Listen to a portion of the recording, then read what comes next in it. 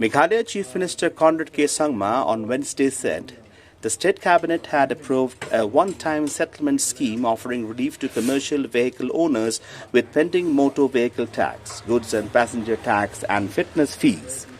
Briefing reporters after the Cabinet meeting, the Chief Minister said the government had approved a 90% waiver on penalties for pending fitness certificates and an 80% waiver on pending MV tax and goods and passenger tax. The scheme will remain valid till August 31st, 2026. The Cabinet also approved regulations on the use of official name boards on government vehicles to ensure greater discipline and clarity while curbing VIP culture. In another decision, the Cabinet approved an amendment to the Meghalaya Forest Authority Act 1991 to strengthen coordination between Forest Department and autonomous district councils in forest management and conservation. And hence, some of the today.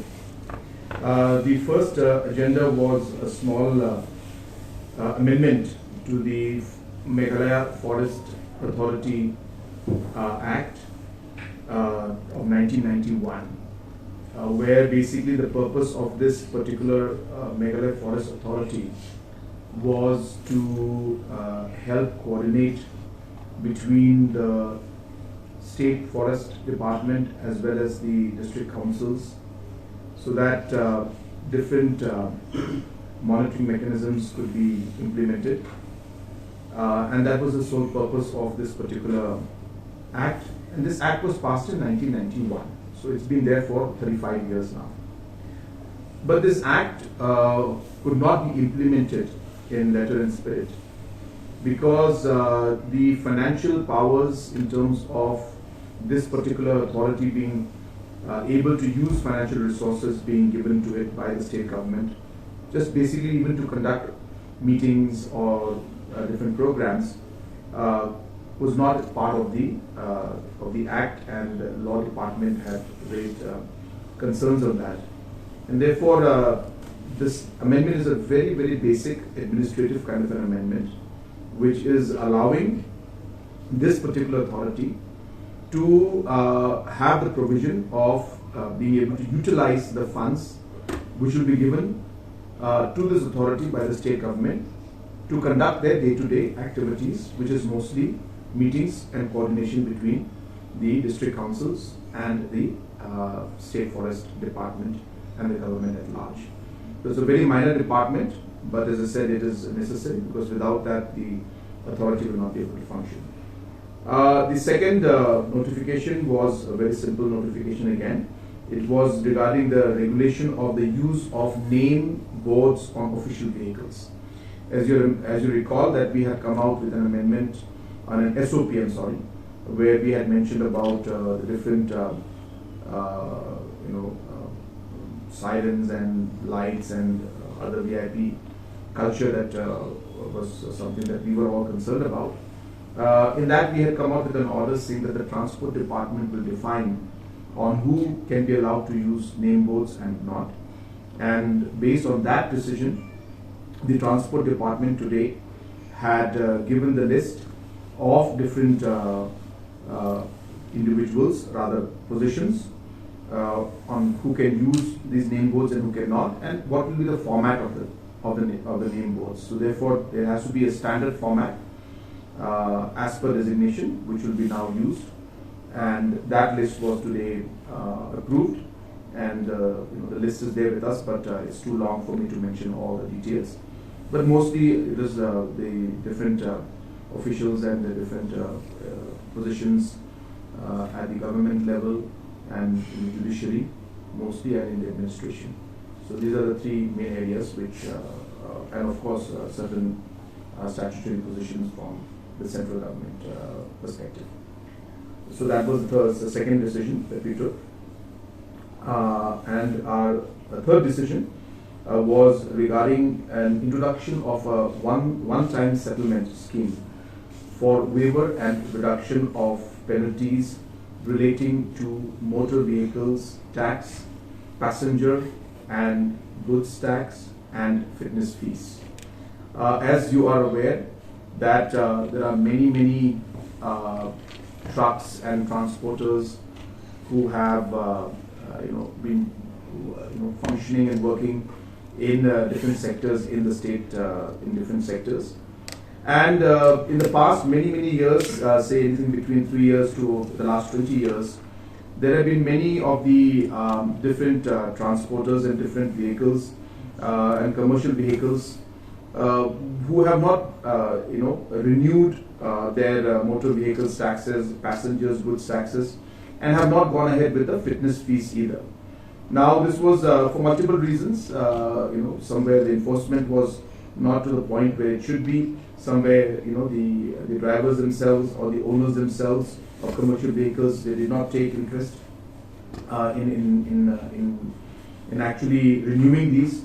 And after the different acts and laws that have come out from the central government, the fees for these kind of taxes are actually quite nominal, but the penalty that is charged on them for not renewing is something that is actually quite extreme, I should say.